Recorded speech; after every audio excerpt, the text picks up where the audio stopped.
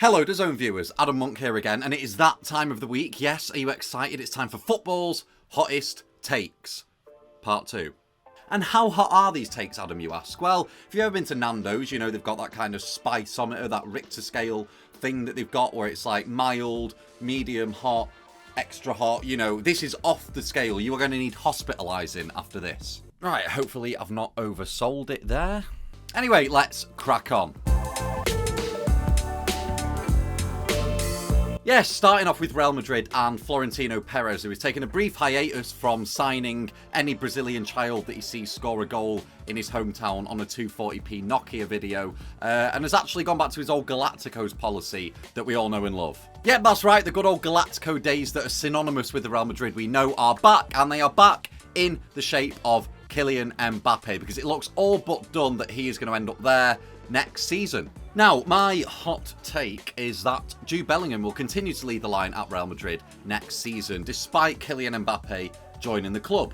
And the present day and Ancelotti's managerial history is what actually teaches us this. If you look at Jude Bellingham where he's playing this season, of course he's in that sort of tip of a diamond, kind of that number 10 role, linking play, arriving in the box at the right time and scoring his goals. And if we look back at AC Milan in the mid-2000s when Ancelotti managed them and had Kaká at his disposal, he used Kaká in almost an identical way. Tip of the diamond again in that midfield four, arriving in the box, scoring goals from inside and outside the box. And then if you look at last season with Karim Benzema when he was managed by Ancelotti at Madrid, he played your atypical false nine role, but it was very, very similar. It was not too dissimilar at all to this tip of the diamond role that Kaká and Bellingham had played under Ancelotti. Linking play and scoring goals from similar areas on the pitch. Basically, in Ancelotti's mind, I think he'll look at it and think, if it ain't broke, don't fix it, and don't fully change for Mbappe and have him leading the line.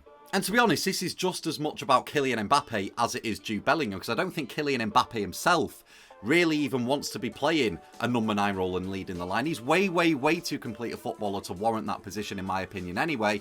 He should be a link man or playing out wide and then making those incisive runs in behind in transition like he does for PSG from the left-hand side. That's how he scores his goals. He's a bit of a road runner, but a very, very, very good one at that. And look, if there's one thing we know, it's that Kylian Mbappe gets what he wants, whether that's £1 million a week, the keys to the city of Paris, you name it, he will get it. So he'll definitely get the position on the pitch that he wants to play at Real Madrid, which then begs the question, what will happen then to Vinicius Jr. and Rodrigo? And I, to be honest, think the latter will probably be sold. If we look through the history books when Real Madrid signed Gareth Bale, who was of course a Galactico signing, it was Mesut Ozil who immediately vacated, and then the season after, Angel Di Maria. And these were two players that were at the absolute top of their game. That was right, actually. They sold Angel Di Maria to vacate James Rodriguez after the 2014 World Cup, and they really had no reason to. Di Maria and Ozil were world-class players, but Madrid still flogged them because of this Galactico policy and this sort of revolving door that is the club when they bring someone in for a record transfer fee or whatever,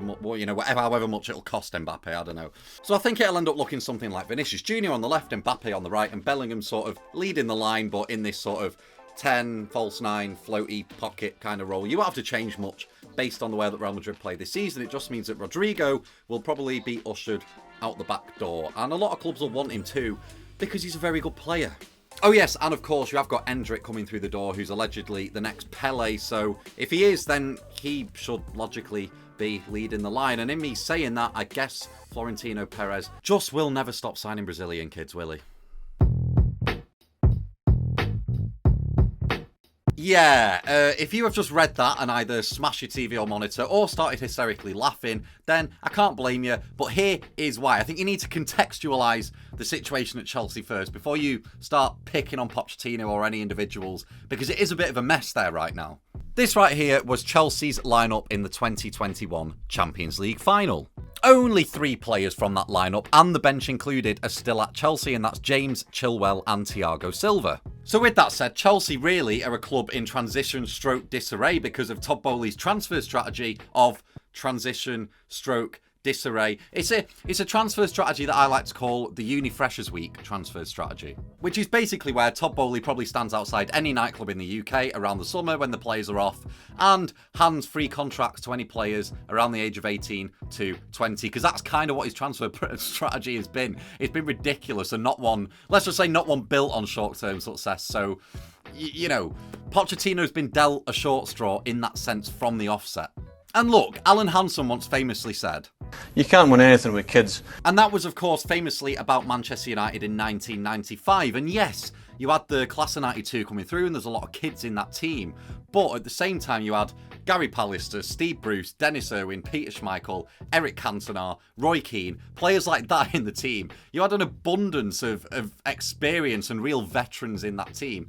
At Chelsea, right, Pochettino just categorically does not have that. So considering where Chelsea are in the table, isn't that kind of where they belong? And to be honest, I think he's actually doing quite a good job with the age of the squad when you consider the patterns of play that are emerging in Chelsea's team, particularly referencing the game where they went to the Etihad. Going to the Etihad with an under-21 team without your Drogbas, your Czechs, your Lampards, your Terrys, your Coles, just an under-21s team and mustering 9 shots with 29% possession, considering as well how well they turned over the ball in transition and got plays in behind on a consistent basis. There was real patterns of play there and they were playing with a level of optimism and bravery that can't be said about another team that I'm going to talk about after this. So overall with Chelsea, I think the patterns of play are there, and I think considering where they are in the table right now, which is of course 11th, which does not sound good at all given the amount of money they have spent, but realistically looking at the squads, there's more experience in the teams around them.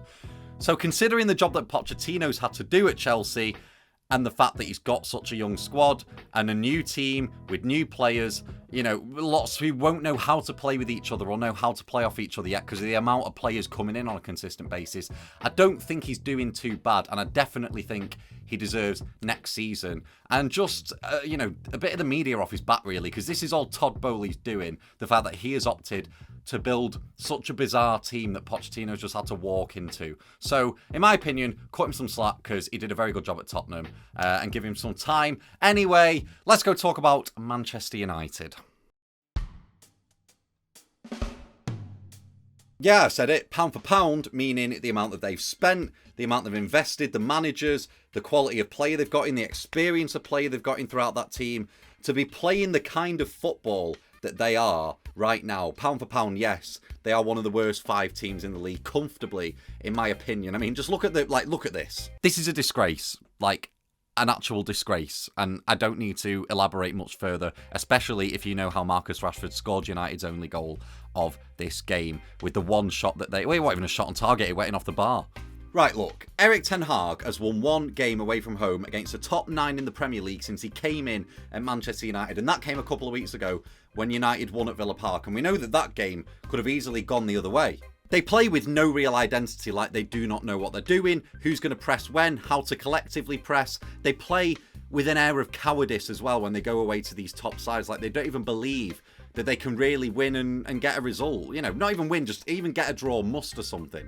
And maybe some of you will be thinking, Adam, you know, that's a bit harsh. They went in 1-0 down at half-time. But of course we know Haaland missed an open net. And the goal that they scored, it was a knockdown that Bruno won. He laid it off and it was a wonder strike. And in terms of transitioning or trying to find Garnacho, Rashford, maybe Dalot overlapping on the break, they couldn't do that. And they have one of the best players in the league in Bruno Fernandes in being able to do that and find that out ball. And here it is exemplified. Since Bruno Fernandes made his United debut in 2019, he's got the most chances created in the Premier League by a landslide, and Kevin De Bruyne is second, lingering by about 70 behind. So simply put, I don't think Ten Hag is utilising his best players to the best of their abilities at the moment. And just to reinforce that point a little bit more, Tottenham went to the Etihad this season with 2 full-backs at centre-half and ended up getting a 3-3 draw, playing on principle, playing a way that they want to with identity, knowing what they had to do when their players had the ball, playing risky passes that would beat City's press, and they scored 3 goals out of it because they approached the game with aptitude and optimism, which is something that United just cannot do at the moment. And they rolled over in the derby, and they've done it against so many teams this season. And yeah, that's 11 games lost for United now this season. So, of course, Man United aren't a great team. That's not really the hot take. But what I'm saying is, even though they're 6th in the table, I think pound for pound, the way that they play and set themselves up in certain games means that they are one of the worst 5 footballing sides in the league because they've got some great players and they should be doing so much better. Anyway, guys, yes, they were the sizzling hot takes of the week. I will be back next week with some more. Who knows what they'll be? I'll have to decide over the course of the next 7 days. Nonetheless, guys, do not forget to subscribe. I've been Adam Monk. Have a lovely day or evening whenever you're watching this. I'll see you very soon. Bye-bye.